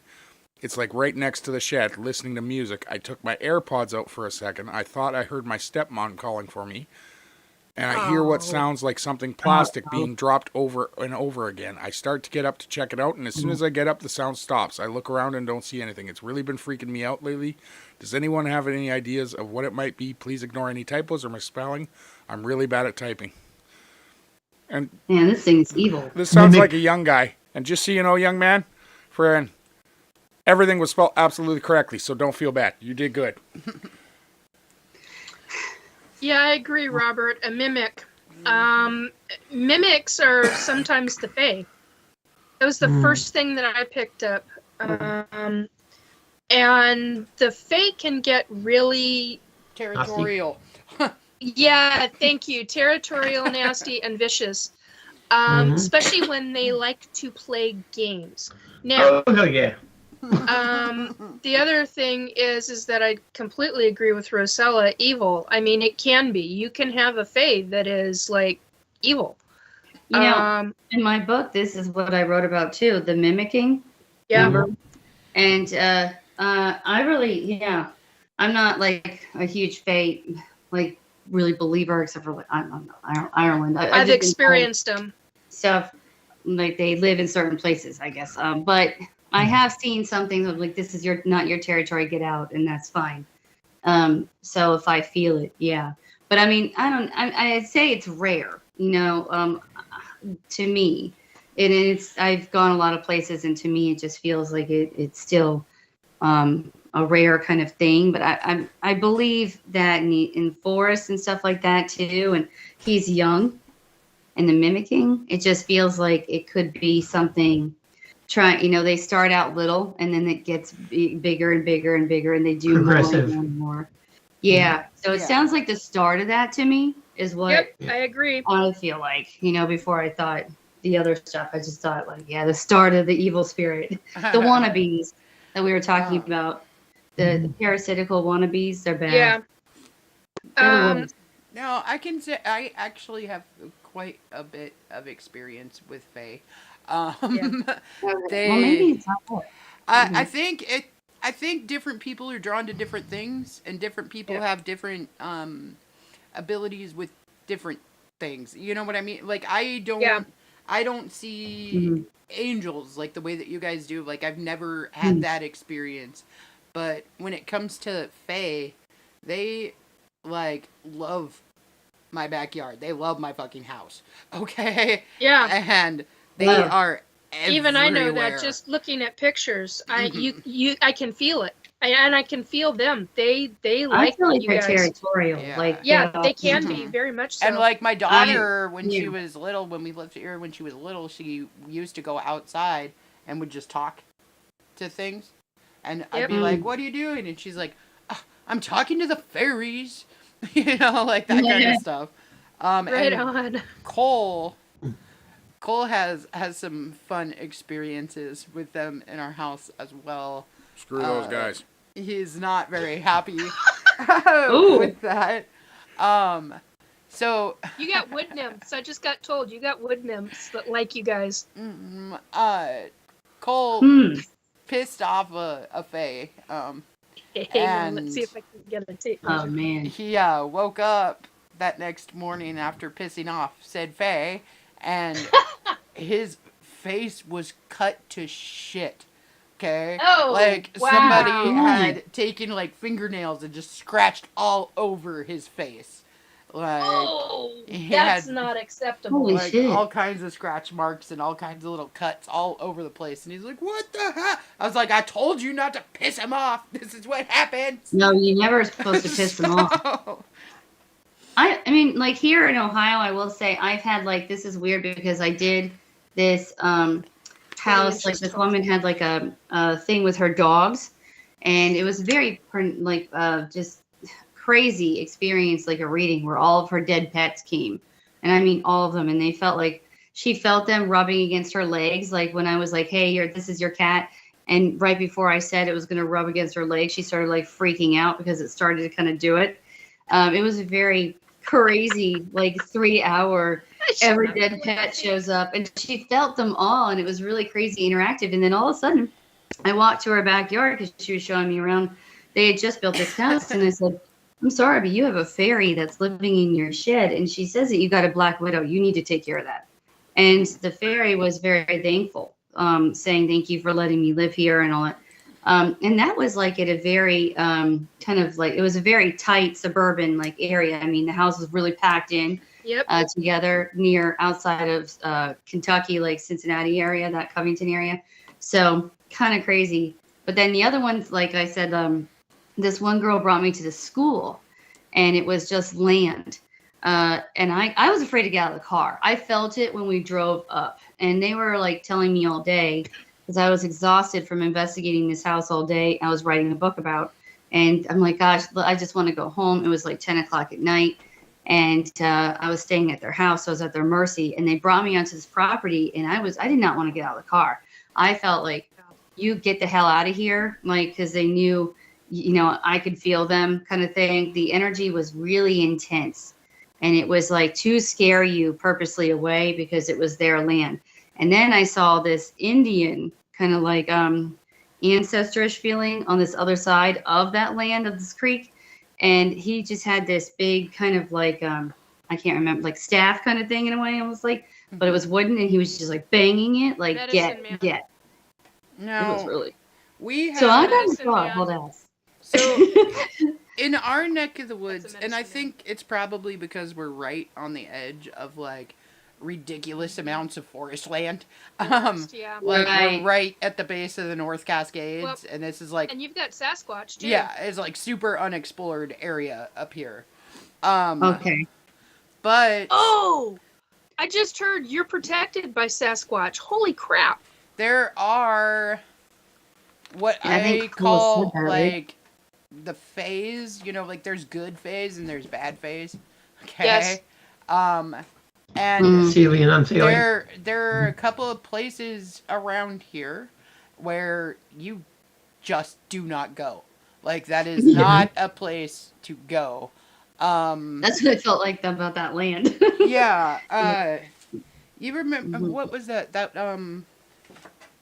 When you guys went to that house and there was like trees that were burnt looking and like Ooh. you couldn't go Yeah, past it. If like yeah, tell that was crazy. So we believe we found a Wendigo area. Nikki, don't give me that look. No, terrifying. Right? Now, what is a Wendigo exactly again? I don't have much experience with that. So it depends on. They're big. Yeah, It's like cryptid, right? It depends on Yes. the iteration of them that you believe, but it is a native spirit. Oh. It's a That tortured spirit. it's a very tortured spirit. Okay. Pretty much the idea of it is something that someone who had done dishonor to the tribe horrible Oh. acts. and like when I say that, like you had to do something really bad. Yeah, it used to be that like certain tribes believed that like the Wendigo was because you ate people. Like I mean, like there's you Whoa. have to like do horrible, ungodly acts in order to become a Wendigo. Whoa. Which- Okay. Okay, they are about 7-8 feet tall. Yeah. They And- look very much. They remind me of a dog man that's human. They rot Well, Nicole, the did you area see it? around them. Yeah. No, we did Okay. not see it. Ugh. The area was Okay. rotted. Okay. And the trees on the edge of the forest were burnt like there was a battle going on currently. So they weren't hot. Good grief. They weren't burning currently. More But- like a lightning strike. Yeah, like, it's you like know, like every tree after got a struck by lightning lightning. strike, and it Yeah. has that weird like But individually. yeah, but like you know all what of the kind of trees were energy like it- that. Do you understand what kind of energy it takes for them to do that? Yeah. Have you heard of people doing that? Because that was like I saw a video of people being able to set fire to like trees just walking by in the forest, like hiking, and they get mad, kind of irate, and then all of a sudden this tree catches on fire. Mm-hmm. Yeah, that's because that is their. Okay, Nikki. I know somebody that can control fire. I saw them do it on video. Their adult son, they were like, hold this camera and video record. Nikki is on the line and we're recording. And the son did. And I got to see them control fire. So this So interesting. this like grove of trees though, it was like all fucking like electro zapped. Like it was super weird. I don't know. That is really creepy. And then there's Yeah. this like terrible feelings like you didn't want to go over there. Like, ugh.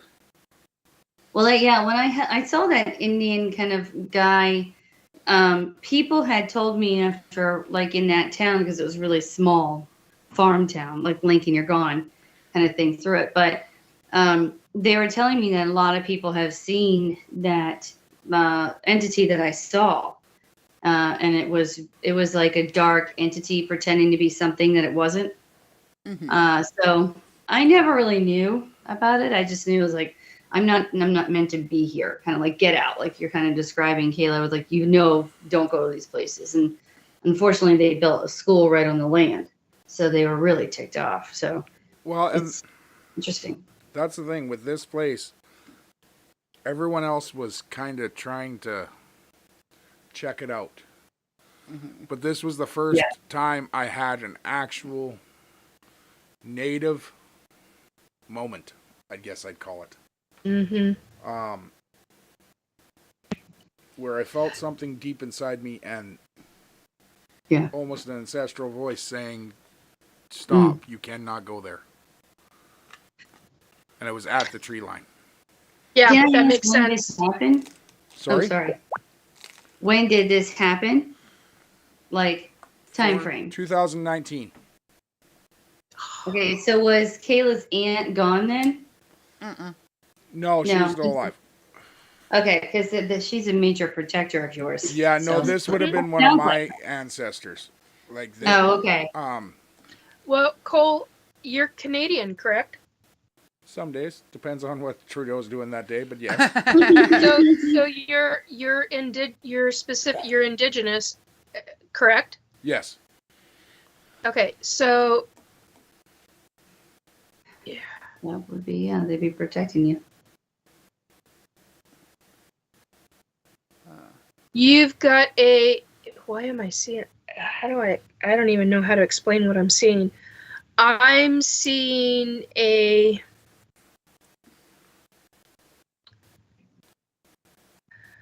It's similar. Why does he have feathers? He's got feathers, and I don't understand that, because to me that is regalia. Well, yeah, well, Does that mean that he's a chief? no. No. Nope. Okay. Uh, He's in some kind of beaded. Vest. Yeah. Yes and no. Vest plate, basically. Yes. All the way up and down. Yes. Yeah. Okay, so Up and yeah, down that in would- front of him. that would Black, just be black one of- feathers. Yes, but no, he's got white on him too, White because feathers, they're eagle yeah. feathers. They're that eagle could be feathers. just a regular hunter. Could be. All of our people wore beaded plating. Mm-hmm. What does white and blue mean?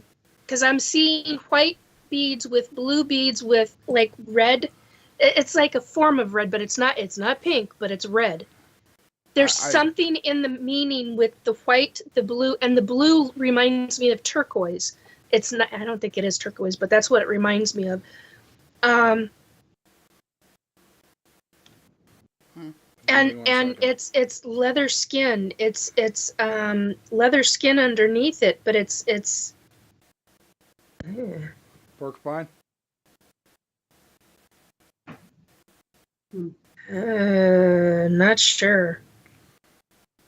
Anyway, he's your protector. He's who you were feeling. He's your protector. Cool. Okay, I just got corrected. "Quote unquote," a form of a protector. Boy, if I didn't say that right, I was going to get nailed. I could feel it. Yeah, I was like, okay, I'll be quiet. So one of the things we were doing They on the got property. really. I was about to get my the back of my I'm head telling you, that's Kayla's whipped. hand. It was like a it was like a whip. It's like a I could see it. He's got a specific kind, what I call a whip. I don't know what else the hell would call it. It's a bunch of beads off of it, a bunch of leather off of it, leather straps off of it, and it's wound a specific. So And he grabbed it from his. Almost like cat o' nine tails. Almost. Yeah. cat o' nine tails. Yeah. And I just put a picture in, but it's bigger than that. Much bigger. It covers his entire chest. Okay, so here's the thing. Oh, okay. Yes. Yeah. But what we were doing on the property that day was we were taking care of two spirits. One, the other side of the group was taken care of because it was an evil old neighbor that passed away. And then my side there was a native spirit on the land that wasn't angry per se. They were in pain. Mm-hmm. And that makes sense. I was there to do an offering. That also makes sense. Yep. So, and then it wasn't till afterwards that we went over to the side of their property and how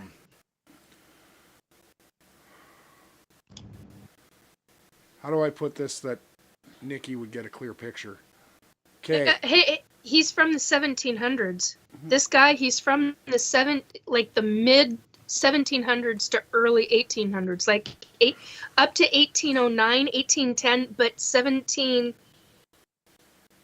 Nikki? Like 1786, yeah. Traveling east on Highway 20 out to Concrete, okay, from Cedro. Yeah. Do you know where Hamilton is? Yes.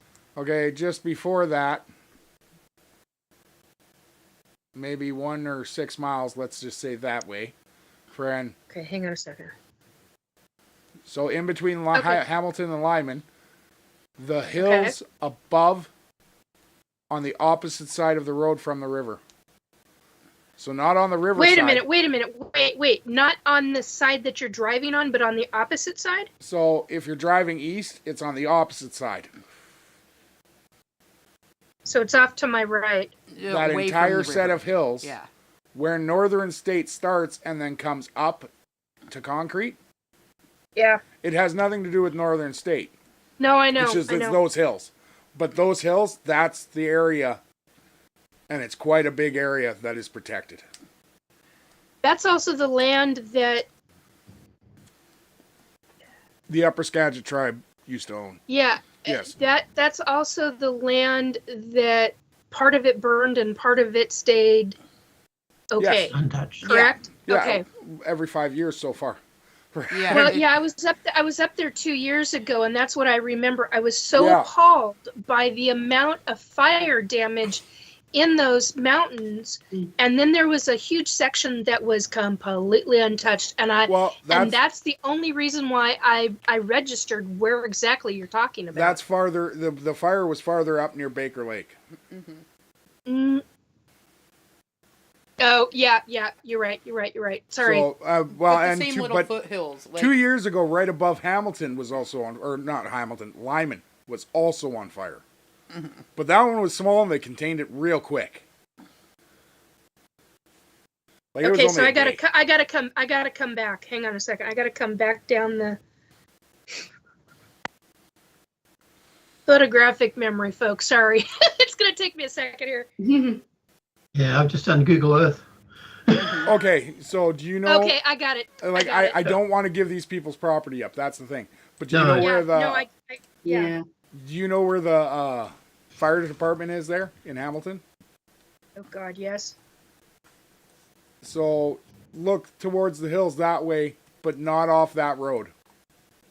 Oh, really? Oh Yeah. wow. Okay. Friend. Oh wow. Oh, that's a beautiful piece of property. It is. Mm-hmm. But there's something bad in them woods. oh yeah. Yeah. Oh, there's something yeah. terrifying there. Mm-mm. Okay. Sasquatch won't even go there. Yeah. And that's the thing, Nikki. We've actually talked about this before. When it first happened. Eric brought you in. You and I? No, Eric Yeah. brought you in. Okay. Okay. Hmm. Yeah, that's the. So it's after the cemetery, isn't it? Past the cemetery. I don't exactly know where Hamilton Cemetery is because it's always just there's Cemetery Road. That's the only one I know. But again, I don't Okay, want to give away which road it is. No Because, property. Yeah. No, the don't. Sasquatch have a protected perimeter around it. I'm literally seeing a protected perimeter around it, and I'm feeling there's a specific. Ooh, hello. There's a specific Sasquatch that just. Okay. They just identified me, which is fine. They know me, but damn, hello.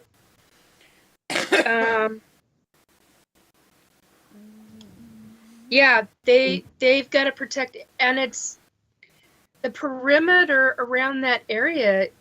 It's not tight in. That's what's surprising me right now. It's not tight in. It's out a bit.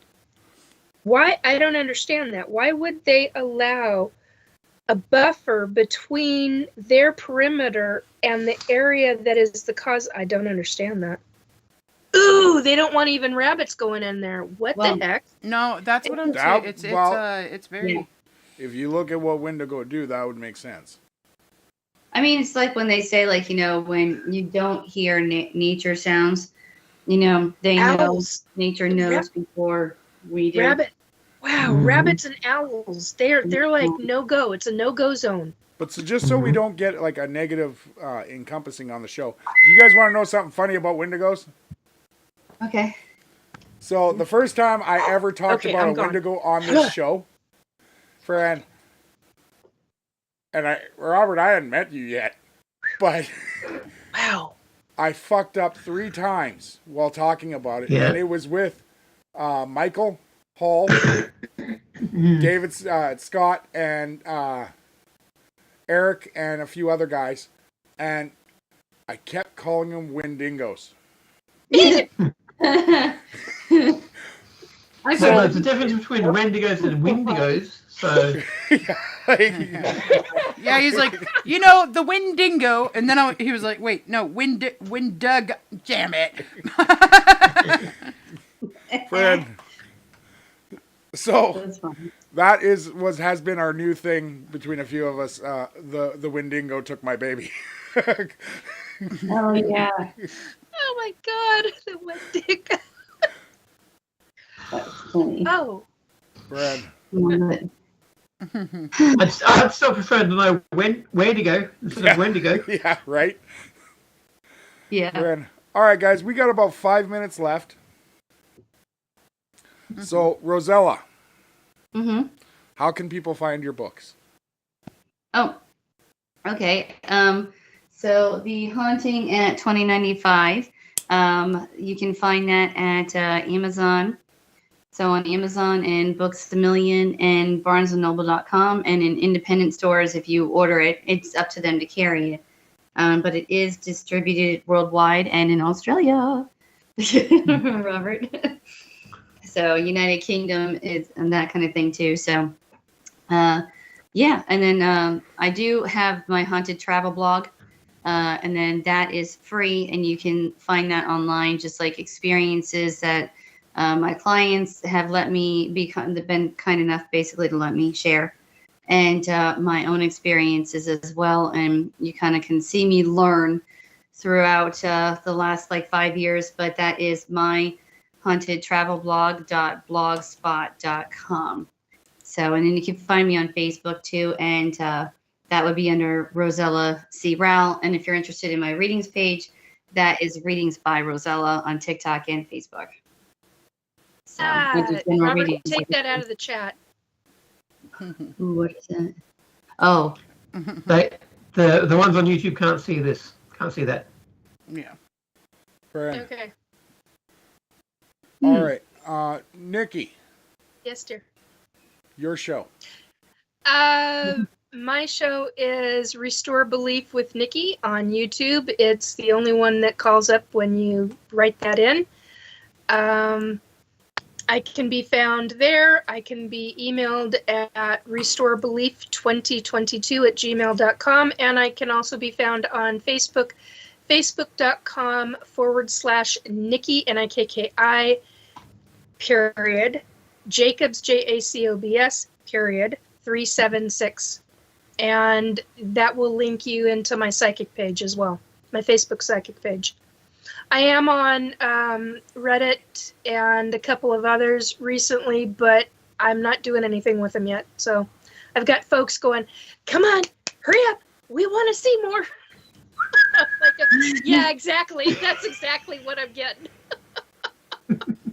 Rock on. Okay. Robert, how's it going with that podcast? Well, we're finally going to get it started back up again on, I think, the 5th of February. Rock on. Because the person down in Perth, she's had her kids off of school holidays. Our school system is a lot different than yours. Our school system starts January, ends December. But there's breaks in between.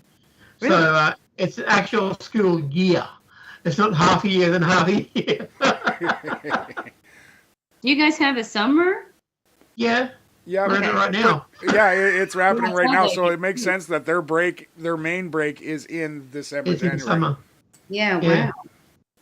Interesting. Okay. Rock on. Last week it was up at 100 degrees or more. I can't remember. It was 100 just before too, and going to be 102 or something tomorrow, I think, with storms. So. Jesus. But yeah, I'm doing that on the Things Network. I don't know if I should say that, but the Things Network, and yeah, I've been also watching RNN, but they've recently hired in. I don't know if it was just a one-off. I hope it was just a one-off. That person that we won't talk about. Oh, The one Okay. with demons. Him. Friend. leave So, me out. just for all you listeners, all of this can't. I just saw Andrew's last comment. What did Andrew have to say? Yeah. Restore the Spanx. Restore the Spanx. Jesus. Friend, that's what you need, Andrew. You need Jesus. Oh my. Friend, but all of these links can also be found on our Facebook page at facebook.com/the S-4 Paranormal Bunker. And also, next week, we are going to be doing a show on protection charms and metaphysical supplies because we're going to have a special guest on. Bree Stevens is going to join us.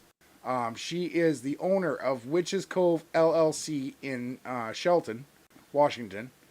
And they sell medical supplies and services, charms, oils, candles, jewelry, home decor, and more. They do chakra cleanses, house blessings, and cleansings, blessings, and more. So anything you need from them, she'll be able to lead you the way, and we will have a talk with her about all the products they offer and what we all individually use. So, Awesome. yeah, that will be next week. And with that, ladies and gentlemen, thank you for joining us for episode 2, and we love you. So, thanks for joining. Bye, everybody.